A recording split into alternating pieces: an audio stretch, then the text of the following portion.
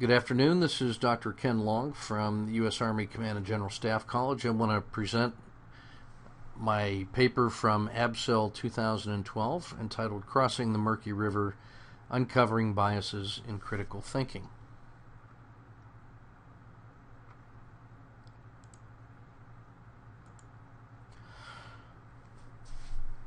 This is a simplified version of the practical exercise we offer our Army majors at the Command and General Staff College. I want you to imagine the Murky River, which is crossed only by a narrow rope bridge at this time of emergency.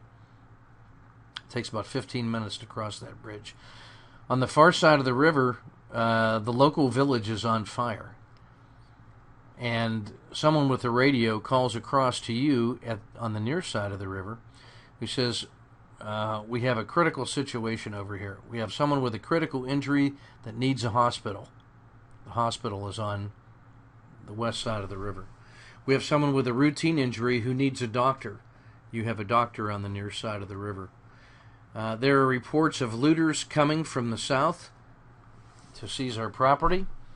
And there's a real danger of the fire spreading to an additional housing area, and so we need a fireman. On the near side of the river, you have a policeman, a doctor, a fireman, and the hospital. The policeman, doctor, and fireman clearly all need to get across the river, and at least the critical injury needs to get across the rope bridge as well to get to the hospital. And so we ask you, the person in charge, what is your sequence for moving people across the rope bridge, recognizing it takes 15 minutes to cross? The policeman, the doctor, the fireman, the critical injury, or the routine injury. And given just that amount of information, I want you to notice what kinds of priorities are available to you to make that decision. What kind of assumptions do you have to make or do you naturally make in order to develop your 1 to N list of how we get people across the bridge? What kind of feelings get activated in the affective domain? What kinds of perspectives do you adopt in order to make sense out of this situation? At the Command and General Staff College, we give a more technical and detailed practical exercise of this nature to help our officers come to grips with exactly these kinds of questions, to help them reflect on their professional experience-based knowledge and biases. At the Command and General Staff College at Fort Leavenworth, Kansas, we have 1,500 Army majors a year as our student body. They're coming from 10 years of successful direct action leadership, and they've been organized into one of three kinds of units. They may come from a combat arms background, which is armor, infantry, and field artillery. They may come from a combat support area, such as signal or military police or chemical. They may come from a sustainment background, where they're involved with maintenance, transportation, medical service, and personnel. In their 10 years of direct action leadership, they have developed professional habits and specialized knowledge that have made them successful inside each of these typical domains. And what our job is, in 1 year's worth of curriculum, is to prepare them for the next 10 years of organizational leadership, where they're going to be asked to lead and manage large integrated units, for which they need to begin developing their professional habits and specialized knowledge. The success factors that help them be successful in their first 10 years at the direct leader level may not be the same ones that will make them successful as organizational leaders of large units. And we've got 1 year to help them make that transition. One of the earliest things we do then is to help them see what it is that they know, how they know it, why they believe it, and which of those habits and qualities of mind are going to help them as organizational leaders, and which ones are going to hurt them. And so the process of reflective leadership becomes a crucial element of our curriculum. Our curriculum over the course of the year is roughly divided into thirds: a core course where they are given the basics of history, leadership, change management, strategy, tactics, and logistics; a middle third in which they operate as members of a large unit planning team and do detailed campaign planning, which lasts months and months. A campaign plan covers an entire theater of operations, such as Iraq or Afghanistan, and a campaign could last anywhere from 6 months to 3 years. And then the final third of the year, they develop. We have developed an elective program that allows them to specialize and prepare themselves for their immediate assignments following the school. We use an adult learning model that seeks to uncover and value the experiences that they already have from their 10 years of direct action leadership, and we want to combine that with the best of theory and doctrine to help them develop new practice that involves both experience and theory in action. This new practice we subject to reflective learning so that they can think about the new theory, think about their experience, and then bring that multi-loop learning into the development of new best practice. For military leaders that are placed in a situation, there are choices that they make about what kind of thinking to apply in order to take informed action. Sometimes no thinking is required. When you walk into an ambush, if you stop and think about it, you don't have any chance of surviving. Only immediate action drills without thinking, trained to a high level, instinctive response will enable you to survive. Sometimes what's required is professional thinking, though, where we develop multiple courses of action, compare them using a rational utility model called the military decision-making process, and then we choose that course of action that best satisfies our defined criteria. But then there are other times when we need to get out of that professional thinking box and really apply creativity to develop innovative solutions in order to find the right action.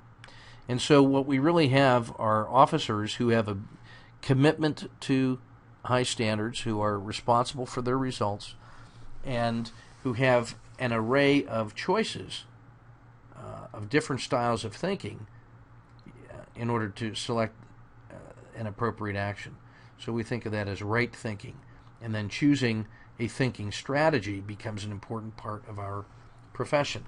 And so thinking about thinking, critical thinking, reflective thinking is an essential intellectual competency for all our leaders, and that's why we devote a significant amount of time during the course of the year. In this connection between situation, right thinking, and action, we look at critical thinking to improve our understanding of a situation by looking deeper than just superficial stimuli. We use mental models and chains of reasoning, and we try to avoid biases. And then we take a look at our actions critically to see how we might have improved that through our after-action process. So critical thinking is involved in many different dimensions in military practice.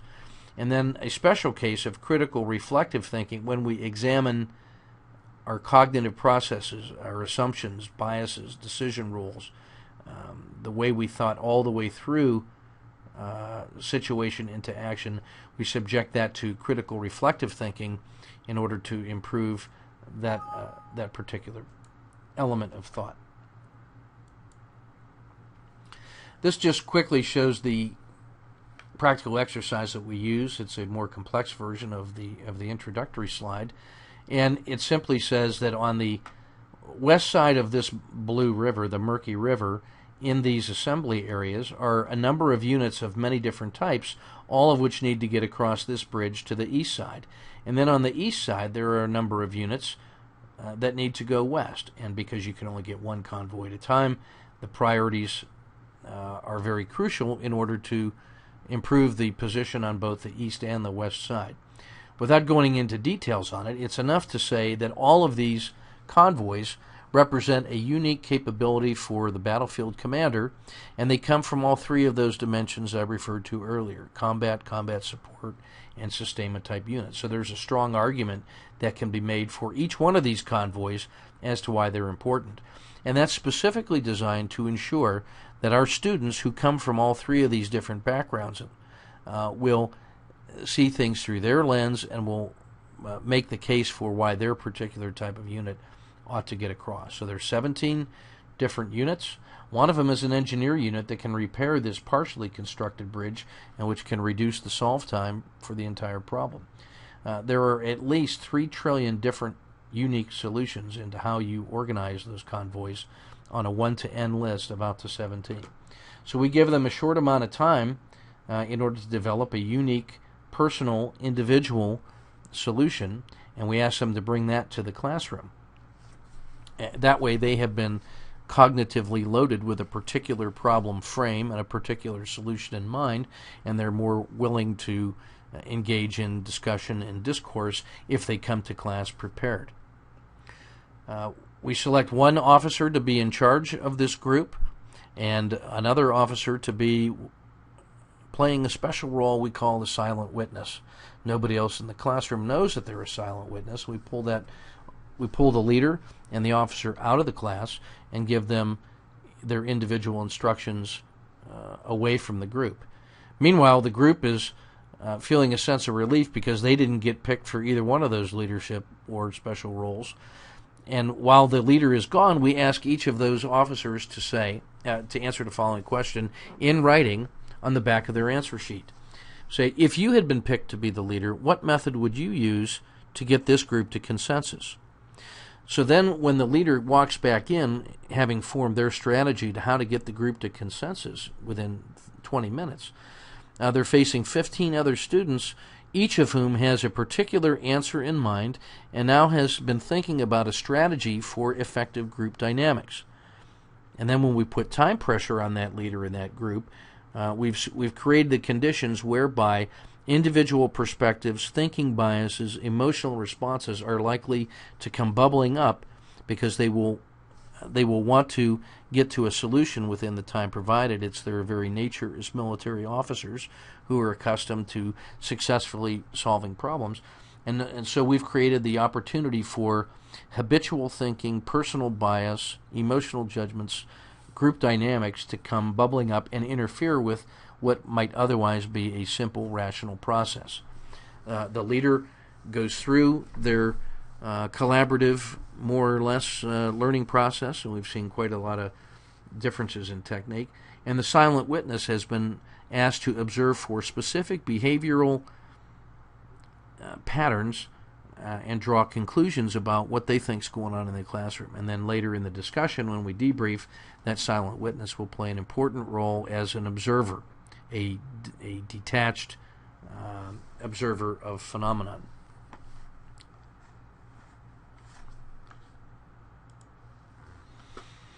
And so this summarizes our lesson plan again. Before the class starts, we've given them an overview of the problem. We've asked them to conduct an individual effort and come to the class with their own solution of how to prioritize those 17 convoys on a 1 to n list. In class, we've reviewed that requirement, selected the leader to achieve a consensus, nominated the silent witness and given them instructions. Individuals commit in writing to their own leadership strategy if they'd been chosen, and then that group process is subjected to time pressure to introduce stress. We grant them additional time after they've gotten to consensus, because these are Army officers and military officers. They always come to a solution within the time provided. And then once they get that sense of closure, we give them another 15 minutes to go back and check their work or to think about again. And it turns out that they really don't like that. They, having committed to supporting their decision, they don't want to go back and revisit. And that's a subject for another paper, probably for next year. We have a set of focus questions that we then ask the leader, the silent witness, in the group, and a detailed instructor note in order to prepare our faculty to be group process facilitators and good question askers. After the discussion in the classroom, we have the students write a individual reflective journal entry and post that in Blackboard in collaborative dialogue threads in order to allow people who are maybe more reluctant to speak up in class to express themselves.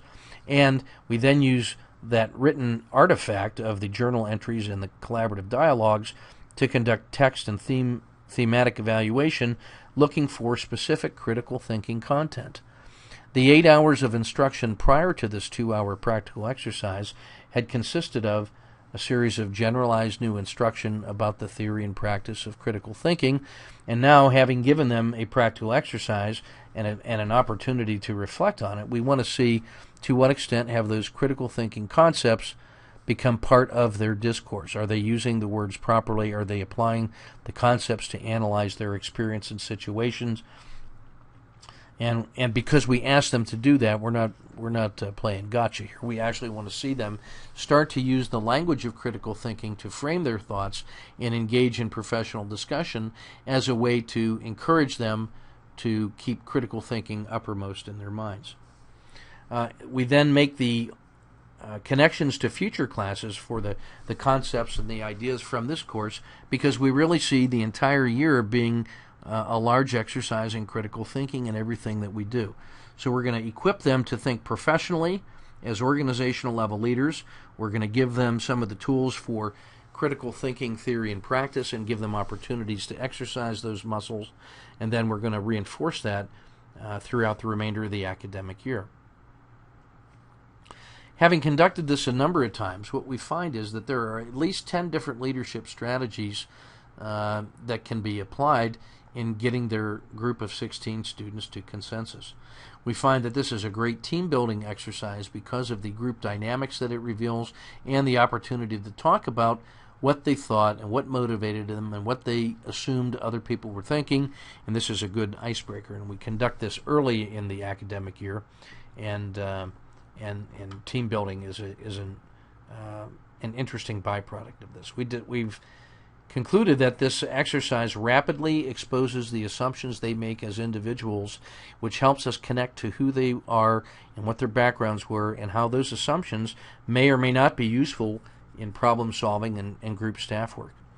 The variety of assumptions that officers make based on the variety of their experience always comes as a surprise to the students, and this is really an important introduction to the diversity that can be found even in a classroom of 16 military officers. We see that group dynamics and decision-making evolve. These different styles emerge and evolve through time. We see that the person playing the role of the silent witness can be a very powerful example of group reflective learning. In fact, one of the things that we ask them to do is to figure out how they can incorporate silent witness inside their own thinking.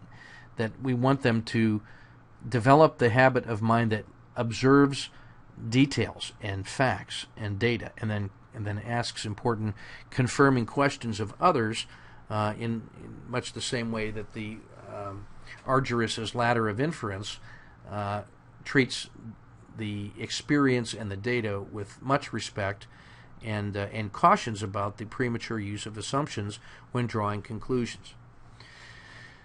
The groups resist the use of the extra time after they've gone through this emotional experiential learning exercise, and we're calling that right now reset bias, that once they've committed to dealing with uncertainty and moving forward as a group and then being willing to commit and live with the results that they get, they do not want to go back and relook at their thinking. In fact, one officer said, the worst of all possible things would be for us to go through those 15 minutes, come up with another decent solution that's radically different from our current thinking, and then we wouldn't have enough time to be able to distinguish between two different valid courses of action.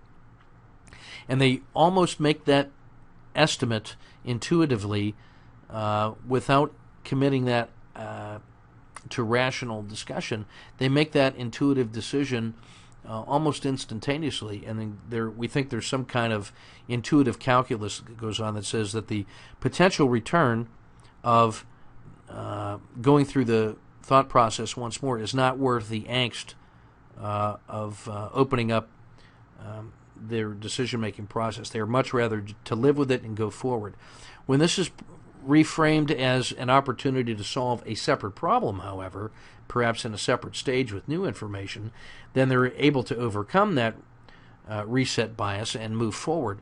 But this is an important human dynamic that we need to be aware of in military staffs, that when you suddenly get new sets of time, it's very hard to shake off that cognitive structure of assumptions, inferences, conclusions, and recommendations.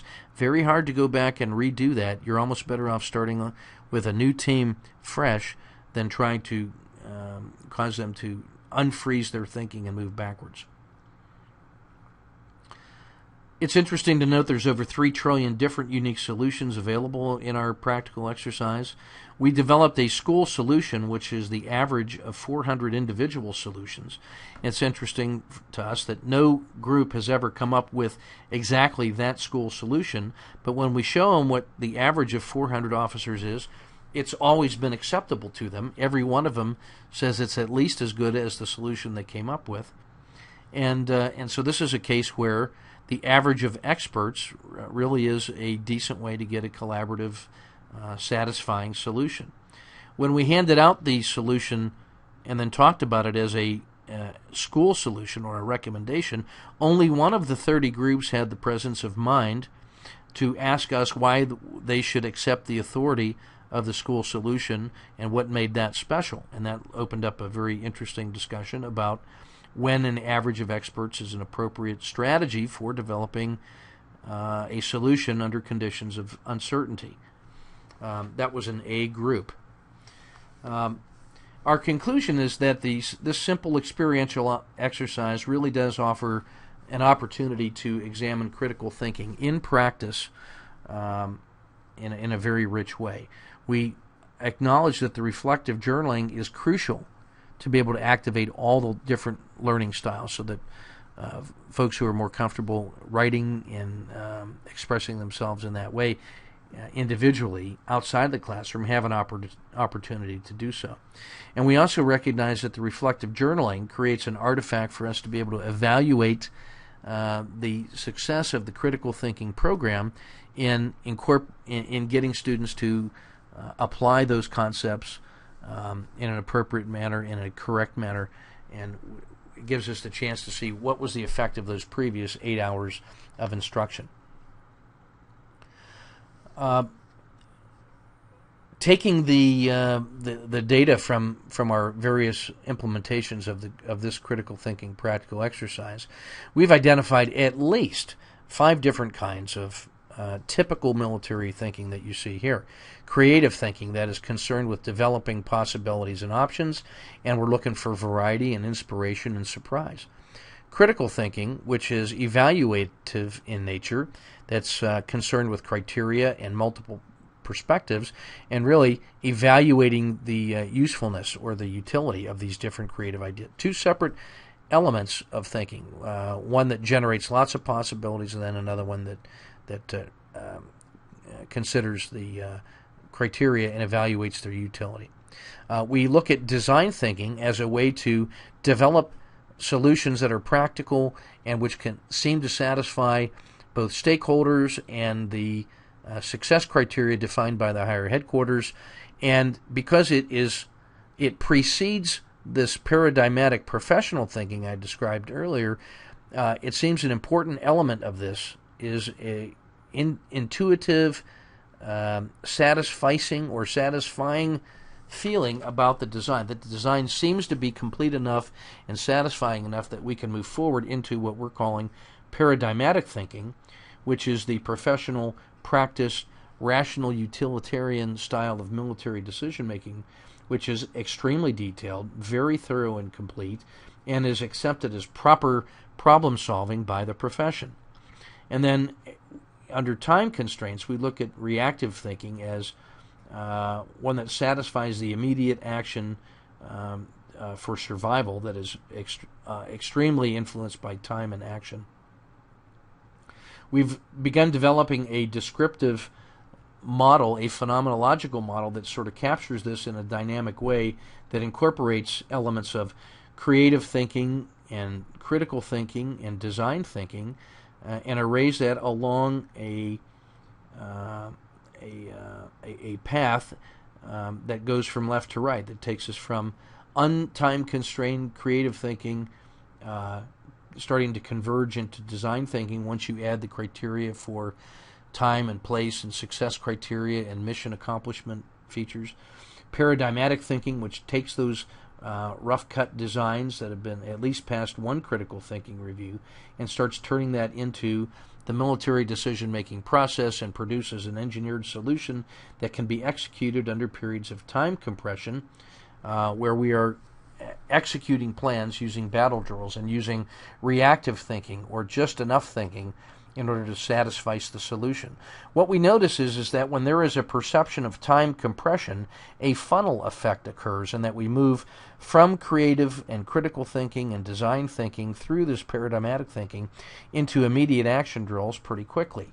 And that when the time pressure is released and more time becomes available, we start getting back into more structured, rational, utilitarian thinking until we see perhaps results that are not satisfying enough, that tells us we must rethink the overall design from the outside in which case we tap back into creative and critical thinking, and we're back into this do loop once more of different identifiable, noticeable styles of thinking or techniques of thinking or strategies of thinking, which are heavily influenced by the perceived amount of time available before we have to get into action, and then styles of thinking that conform to these different regions. Now, we've arrayed these as fuzzy regions or fuzzy bubbles because the officers engaged in that thinking, when we ask them to reflect on it, notice that there are different components through time, that different amounts of these things going on perhaps all the time, that they see a strong connection between these styles of thinking in a flow state kind of way that is influenced by time and by a need for action. And so we're just beginning to tap into the expansion of this model, and we use this as a way to help them visualize their own styles of thinking, and we ask them to identify where they are and what technique seems to be, or which domain seems to be in ascendance at that moment, as a way to talk out loud about the thinking that's going on inside their head. This collaborative thinking about process and not just content is an important feature of high-performing teams, that they have to be in general agreement about what's going on procedurally in order to be able to process content effectively. So we expect to do more writing and studying in this area. We're very excited about this model. I will conclude this briefing just by showing just a list of the different kinds of questions that we use to provide instructors with a framework to be able to facilitate this practical exercise with ease. Our design principles for this exercise were that we wanted to apply the principles, concepts, and processes of critical thinking. We wanted to explore how we can create environmental and problem frames. We want to be able to search for and identify biases in problem finding and problem solving. We wanted to analyze assumptions and fallacies in problem solving, and then have an opportunity to conduct individual reflective learning through the mechanism of journaling. These are the educational outcomes that shaped the design of this particular lesson. We ask these questions of the group after the time is up and they've gotten to consensus. We ask them to start their discussions by asking these leading questions. We ask the student leaders, some or all of these, to explore what it was like to be the leader in that role at that moment in this team early in the year, and we try to use this to address not only the cognitive domain but the affective domain as well, because we realize that emotional content is an important part of our leadership development. We ask the silent witness to be able to focus on specific behaviors and to start drawing conclusions as a way to expose our assumptions about group dynamics and how it is that we make these kinds of observations, apply a social calculus, and use that to influence or inhibit or to expound on our own behaviors in the classroom. And it gets us into arduous ladders of inference pretty quickly. And then we ask them to think cognitively about the process they went through as individuals and a group, and to conduct reflective thinking specifically about how they thought and how they saw the group performing. And then this becomes the basis for the exercise to conduct reflective journaling later in Blackboard. So that's a quick look at the crossing of the Murky River and the way we think about practical and experiential learning in the classroom at Command and General Staff College. I would be delighted to help you understand this if I've been unclear, and I'm almost certain I've been unclear. But if you're working on this kind of topic area, I'm very interested in collaborating, and the design team we have here at Command and General Staff College would be excited to work with you on projects of this nature. So I really appreciate your time and attention. You see my contact information here, and looking forward to your insights. Thank you very much.